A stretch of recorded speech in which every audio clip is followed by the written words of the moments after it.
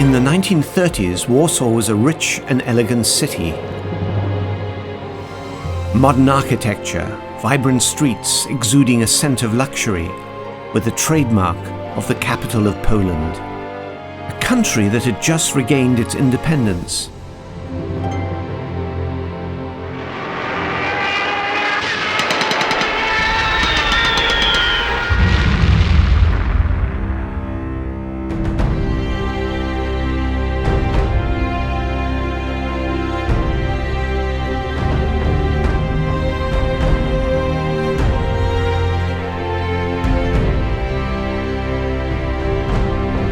The Warsaw of its 1930s heyday was lost when the city was almost erased from the map of Europe at the end of the last World War.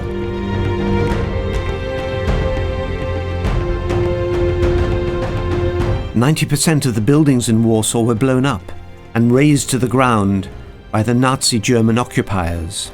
Streets that once bustled with life were lost in the shapeless ruins.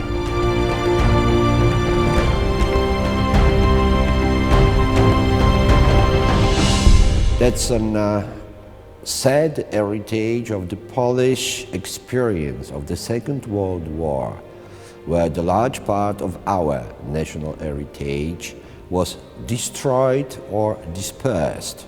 We recognize the importance of protection and helping in protection of national heritage, especially of those people who are living in the area which is cradle of our own civilization. A strong-willed desire by the people to revive the country gave power to the goal of rebuilding Warsaw and other destroyed towns. This project became an inspiration to a whole generation of engineers, architects, and conservation experts who joined forces with archaeologists to practice the art of sharing knowledge and enthusiasm in a race against the sands of time to rescue the most precious art objects of the past on our planet. After the war, one of the first Polish missions was led by a prominent archaeologist from Warsaw. Professor Michalowski was a pioneer on the Polish ground of active archaeological research in the eastern part of the Mediterranean. He wanted to be a field archaeologist, and even more, he considered that the fact that the Poland, which after the First World War just regained back its independence, needs to be present in the field of archaeology dealing with ancient civilizations. His best-known mission was to Nubia, the border area between Sudan and Egypt. A huge archaeological survey and salvage operation was conducted in the area that later was flooded by the waters of the Nile when the Aswan High Dam was built. Professor Michalowski's mission discovered a Christian cathedral and saved its priceless frescoes. Restored by Polish conservation specialists, they are now on display in the National Museums of Khartoum and Warsaw. The paintings were found by Professor Michalowski in Faras, in North Sudan, in the ruins of the 8th century Christian cathedral. They represent religious subjects, angels, saints, the Virgin Mary, and Jesus Christ. When the frescoes arrived in Poland, they were subjected to an environment that was very different to the hot and dry conditions of the African desert. Poland, the climate is humid, and this may cause soluble salts to leach out of the frescoes. From time to time, the paintings have to undergo detailed inspection, and if necessary, a proper glue is applied to prevent detachment of the paint layer.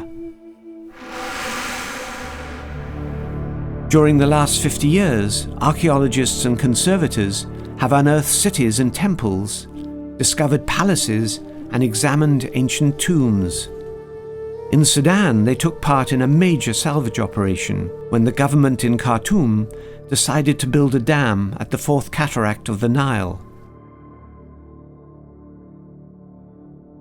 At the Bayuda Desert in Sudan, An archaeological mission from Gdansk works on a huge concession that is half the size of Poland. After surveys from the air and on the ground, they found and saved hundreds of tombs and precious art objects. Some of them, like these engraved pictures, are dated to prehistoric times when the Sahara was not a desert, but a green savanna populated by wildlife. Professor Michalowski was also involved as a UNESCO team leader in the Swedish-led project to rescue the great Abu Simbel temples of southern Egypt that otherwise would have been inundated by the rising waters behind the Aswan High Dam. The colossal statues were cut into pieces, moved 65 meters, and then reassembled above the waters of Lake Nasser, creating one of the most spectacular tourist attractions of Egypt.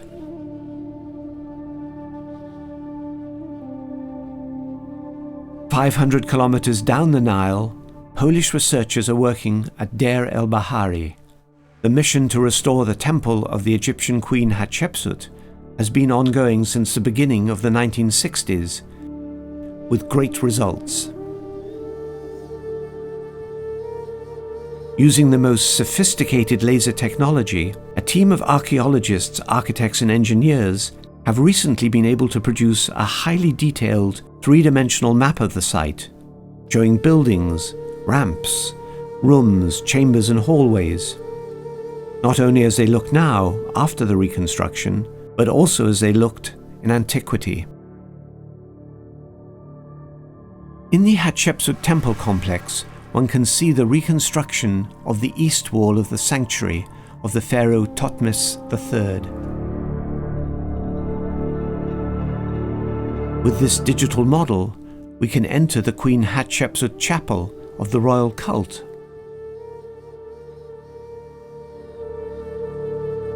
Another chapel of the solar cult is part of the digital tour.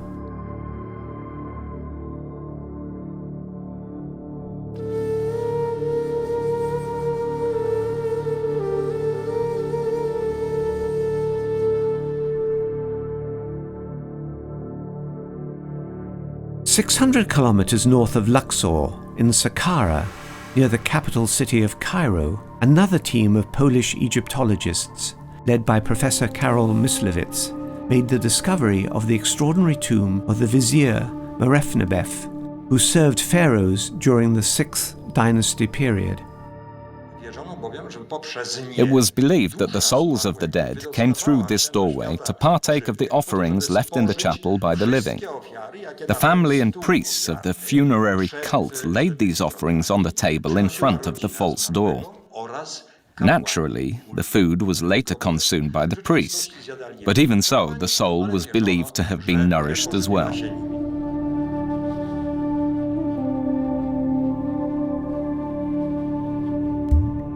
Researchers from Poland were also present for half a century in the Fertile Crescent of the Levant, located in Lebanon and Syria.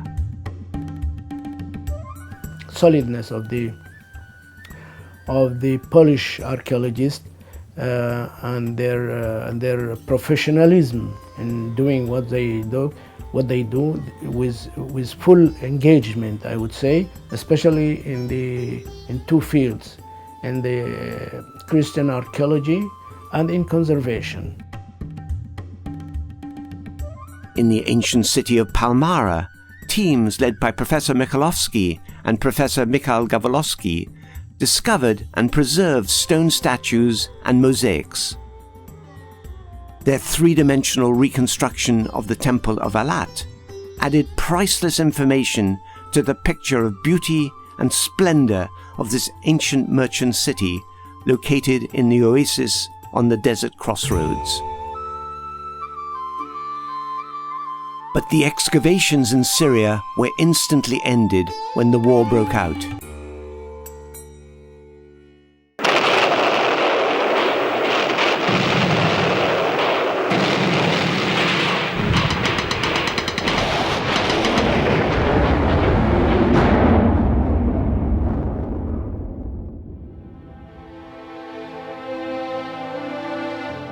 Just days after the battle ended in Palmyra, The first Polish archaeological team was sent in to evaluate the level of destruction. Among the first scientists to arrive, they found that Palmyra had been ravaged by the conflict. They began their mission by shifting the rubble in the completely destroyed museum. In the improvised field lab, they saved dozens of priceless statues. By gluing broken pieces together and then finding a proper storage facility for the newly restored ancient artifacts. The important statue of the lion with antelope, once guarding the Temple of Alat, smashed into pieces by explosives, was carefully restored by the team. The lion was fully reconstructed with the aid of archaeological drawings in distant Warsaw, the capital of Poland. When exhibited there, the statue brought attention to the immense complexity of rebuilding Palmyra's heritage. The exhibition was also a tribute to the late Professor Khaled al-Assad, longtime Palmyra director and friend of the Poles, who after refusing to leave the site was decapitated by the terrorists inside the walls of the ancient city.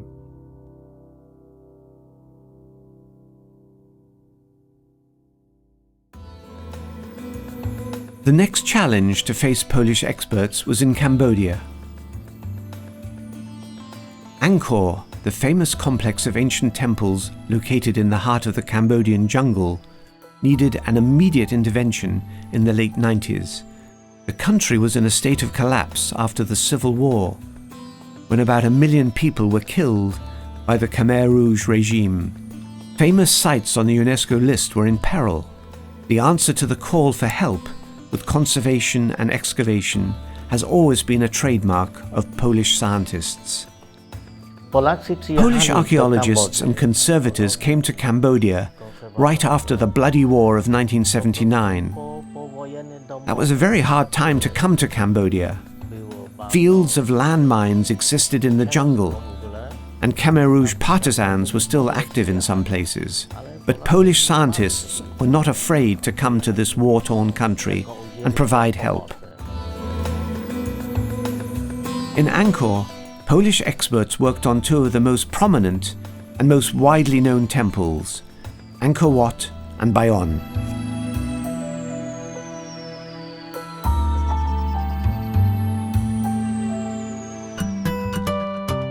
Just across the border in Vietnam, Polish architect and conservator Kazimierz Kawacki saved the ancient city complex of Hoi An, one of the most important ancient ports on the South China Sea. His efforts helped preserve the unique layout of the city with its houses and temples. He restored it in a safe and responsible way, creating one of the largest tourist attractions in Indochina.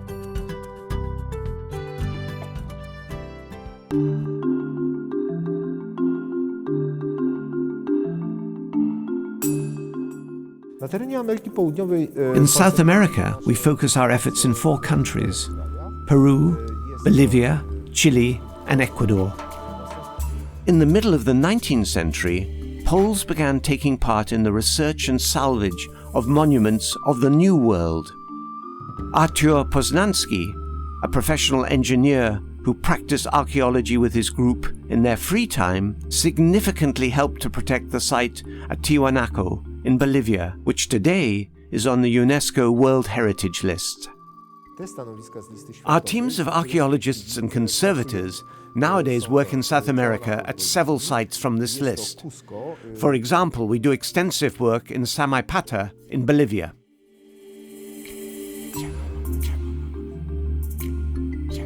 Polish scientists are also present in El Sagrario in Quito in Ecuador, the site of the first UNESCO project in South America. Also very important is our work in Cusco in Peru.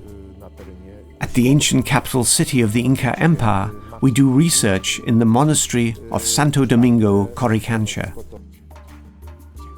Our teams also work with Peruvian colleagues at the well-known site of Machu Picchu. A few years ago, we began a new direction of archaeological activity in South America, in Easter Island. We combine caving and exploration with classical archaeology at this Chilean Pacific island, designated as a UNESCO World Heritage Site.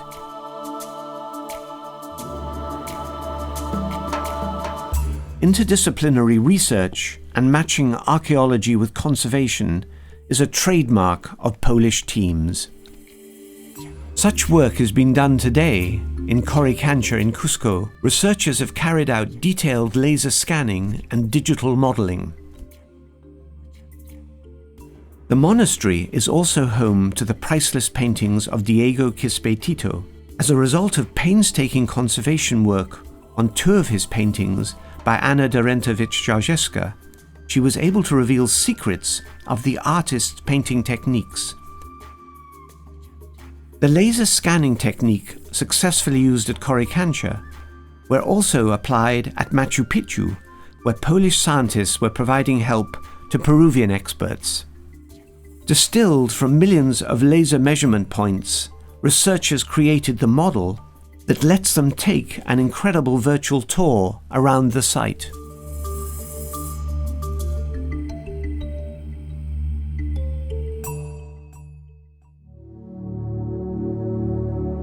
One of the greatest successes of Polish archaeologists in Peru has been the recent discovery of the first ever unlooted royal tomb belonging to the pre-Columbian and pre-Inca dynasty of the Wari rulers.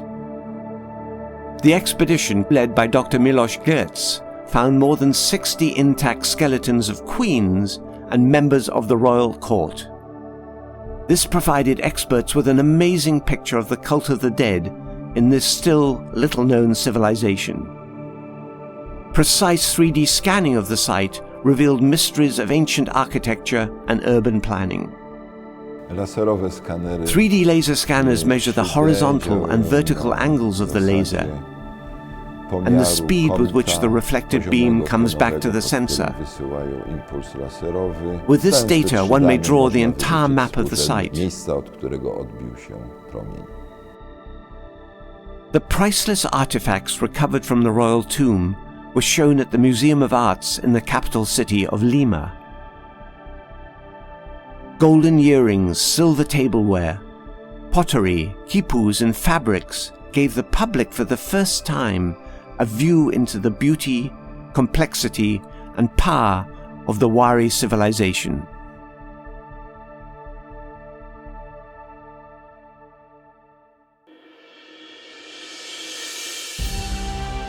The experience that Polish archaeologists and conservators gained while working all over the world helped them to protect their own national heritage, from preserving Royal Wawel Castle in Krakow to cleaning nearby 16th century King Sigismund's chapel with powerful lasers. In Wieliczka, the historic salt mine near Krakow, which houses a gallery of salt sculptures made of crystals dating from the Middle Ages, the priority was to salvage the site from flood and rising air humidity. In addition, precise 3D documentation was carried out, helping to protect and preserve this unique UNESCO site for future generations. The most recent challenge involves a very special artifact located in the Church of the Virgin Mary in the main city square of the old town of Krakow. A 3 stories high medieval wooden altar was sculpted by Witt Storz, looted by the Nazis during World War II and meticulously put back in place in the 1950s.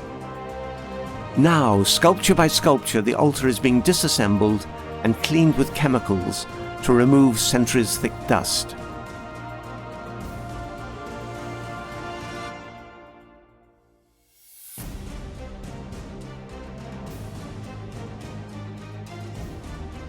On many of the statues, it's necessary to use lasers to get rid of the patina that had gradually coated the artwork over the past 5 centuries. The conservation of Krakow's masterpiece will take several years. When complete, it will preserve for centuries to come one of the main attractions of the cultural capital of Poland.